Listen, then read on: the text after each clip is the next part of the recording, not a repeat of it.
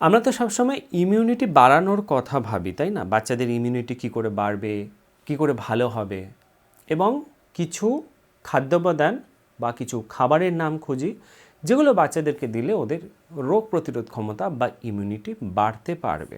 গবেষণাতে ডেফিনেটলি উঠে এসছে যে ইমিউনিটি তৈরি করতে পুষ্টির উপযোগিতা বা উপকারিতা বা প্রয়োজনীয়তা অবশ্যই আছে, কিন্তু কিছু খাবার এমনও আছে যেটা বাচ্চাদের রোগ প্রতিরোধ ক্ষমতা তৈরি হতে দেয় না বা বাড়তে দেয় না, ডেভেলপ করতে দেয় না, রোগ প্রতিরোধ ক্ষমতাকে ক্ষতিগ্রস্ত করে, বাচ্চাদের ইমিউনিটি তৈরি হতে পারে না।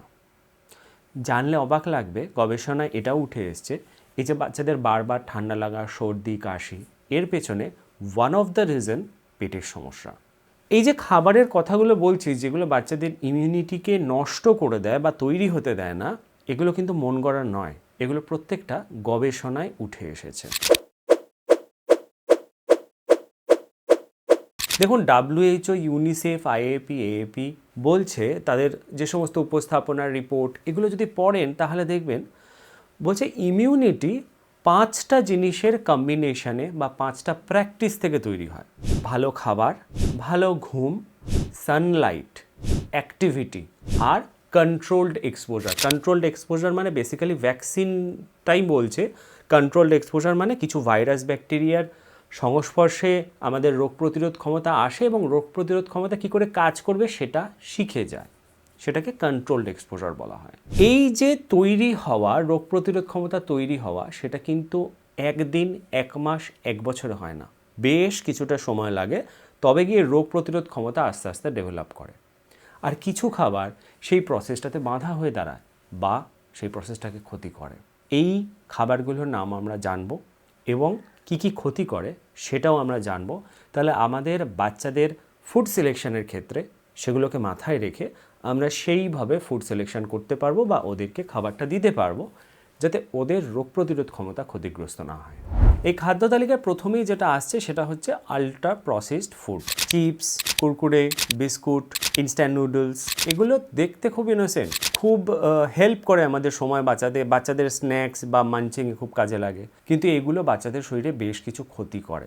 প্রথম যে ক্ষতিটা করে সেটা হচ্ছে গাট মাইক্রোবিয়ামে প্রবলেম নিয়ে আসে বা গাট মাইক্রোবিয়াম ঠিকঠাক মতন কাজ করতে পারে না শরীরে যখন আল্ট্রা প্রসেস ফুড যায়। গাট মাইক্রোবিয়াম হচ্ছে আমাদের অন্ত্রের মধ্যে বেশ কিছু গুড ব্যাকটেরিয়া থাকে, যে গুড ব্যাকটেরিয়াগুলোর আমাদের শরীরের ইমিউনিটি, খাবার হজম, এগুলোতে বেশ গুরুত্বপূর্ণ ভূমিকা গ্রহণ করে।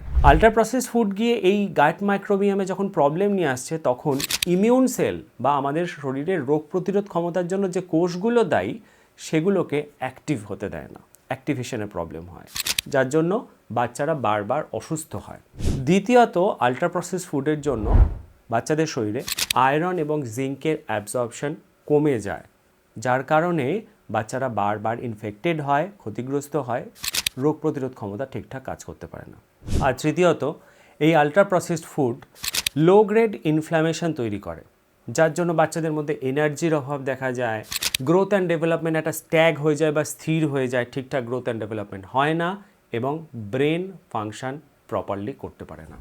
দ্বিতীয় যে খাবারটা বা যে রকম খাবার এই তালিকায় আসে সেটা হচ্ছে অতিরিক্ত সুগার বা অতিরিক্ত চিনিযুক্ত খাবার বা অতিরিক্ত মিষ্টি যে খাবার, যার মধ্যে টফি, চকলেট, প্যাকেজ জুস বা ফ্লেভার্ড মিল্ক এগুলো আসে।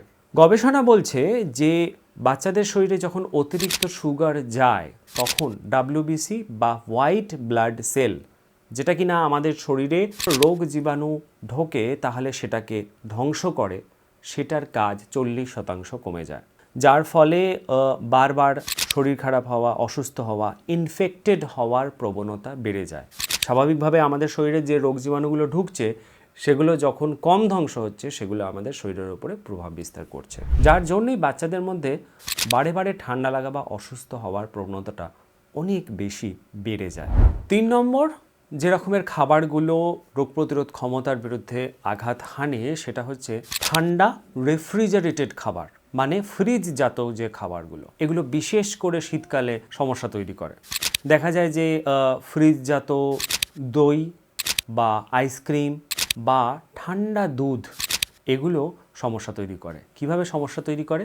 এগুলো প্রধানত আমাদের শরীরে মিউকাসে ইরিটেশন তৈরি করে। দেখুন, মিউকাস যেটা আমাদের শ্বাসনালীর মধ্যে থাকে, তাদের প্রধান কাজ হলো আমাদের শরীরে ধুলো, ময়লা, রোগ জীবাণু যখনই প্রবেশ করে তখন সেটা হাঁচি এবং কাশির মাধ্যমে শরীর থেকে বার করে দেয়। এটা আমাদের শরীরে ফার্স্ট লাইন অফ ডিফেন্সের মধ্যে একটা। যখনই আমরা ফ্রিজজাত কোনো খাবার খাচ্ছি বা বাচ্চারা সেগুলো খাচ্ছে, তখন এই মিউকাসে ইরিটেশন তৈরি হয়। তখন সেই মিউকাসগুলো সঠিকভাবে প্রপারলি ফাংশন করতে পারে না, যার জন্য শরীরে রোগ জীবাণু ঢুকলে সেগুলো আরও এগিয়ে যাওয়ার বা রক্ত প্রবাহে মিশে যাওয়ার সুযোগটা পেয়ে যায়। 4 নম্বর যে টাইপের খাবারগুলো রোগ প্রতিরোধ ক্ষমতার সমস্যা তৈরি করে সেটা হচ্ছে কার্বস বা কার্বস অনলি ডায়েট। মানে বাচ্চাদেরকে শুধুমাত্র ভাত দিচ্ছি বা ভাতের সঙ্গে খুব অল্প পরিমাণে এমন কিছু দিচ্ছি যেটা শুধুমাত্র ভাতের সাদা কালারটাই চেঞ্জ করছে। তাছাড়াও পাউরুটি বা ময়দাজাত বা ময়দা থেকে তৈরি বিভিন্ন খাবার টাবার দিচ্ছি। বেশিরভাগ ক্ষেত্রে এটা বাচ্চাদের ক্ষেত্রে দেখা যায় স্টেপল ফুড হিসেবে, যে বাচ্চাদের পেট ভরে যাচ্ছে, বাবা মাও খাইয়ে দিচ্ছে এবং এটাতে বাচ্চা কোনো অপোজ করছে না। যেহেতু পেট ভরে যাচ্ছে, বাবা মা স্বাভাবিকভাবেই ভাবছে যে সমস্যা কোথায়, পেট তো ভরে যাচ্ছে, খেয়ে নিচ্ছে। সমস্যা হলো যখনই আমরা কার্বস অনলি ডায়েটে যাচ্ছি বা বাচ্চাদেরকে কার্বোহাইড্রেট জাতীয় খাবার অনেক বেশি পরিমাণে বা শুধুমাত্র দিচ্ছি, তখন মাইক্রোনিউট্রিয়েন্টসের অভাব তৈরি হচ্ছে। মাইক্রোনিউট্রিয়েন্টস এমন কিছু পুষ্টি উপাদান যেগুলো আমাদের শরীরে খুব অল্প পরিমাণে লেগে থাকে, কিন্তু সেগুলোর দরকার, সেগুলো ছাড়া আমাদের শরীর প্রপারলি ফাংশন করতে পারে না। মাইক্রোনিউট্রিয়েন্টসের অভাব হচ্ছে, আয়রনের অভাব হচ্ছে, ভিটামিন, নানান রকম ভিটামিনের অভাব হচ্ছে। এই মাইক্রোনিউট্রিয়েন্টস, আয়রন এবং ভিটামিনের অভাবের জন্য অ্যান্টিবডি বাচ্চাদের শরীরে তৈরি হয় না। এই অ্যান্টিবডি রোগ প্রতিরোধ ক্ষমতার বা ইমিউনিটির একটা পার্ট। যখনই এই রোগ প্রতিরোধ ক্ষমতায় এই অ্যান্টিবডি তৈরি হয় না, তখন ডিফেন্স জিনিসটা, অর্থাৎ যেটাতে প্রতিরোধ তৈরি হয়, সেটা তৈরি হচ্ছে না। মানে বাচ্চাদের শরীরে কার্বসের জন্য এনার্জি আছে, কিন্তু ডিফেন্স বা রোগ প্রতিরোধ বলে কিছুই থাকছে না। তাহলে আমাদের এখানে কতগুলো বিষয় মনে রাখার মতন আছে। প্রথমত, যেহেতু ইমিউনিটি গাট বা অন্ত্রের ওপরে 70% নির্ভর করে, বাচ্চাদের ক্ষেত্রে ফুড সিলেকশন আমাদেরকে করতে হবে গাট ফ্রেন্ডলি। গাট ফ্রেন্ডলি হিসেবে কিন্তু হোল ফ্রুট বা হোল ভেজিটেবল, মানে সম্পূর্ণরূপে ফল বা শাকসবজি, এগুলো কিন্তু বেটার অপশান। এগুলো যেমন রাফেজ দেয়, কনস্টিপেশন হয় না, তেমন মাইক্রোনিউট্রিয়েন্টও দেয়, তেমনই গাট ফ্রেন্ডলি।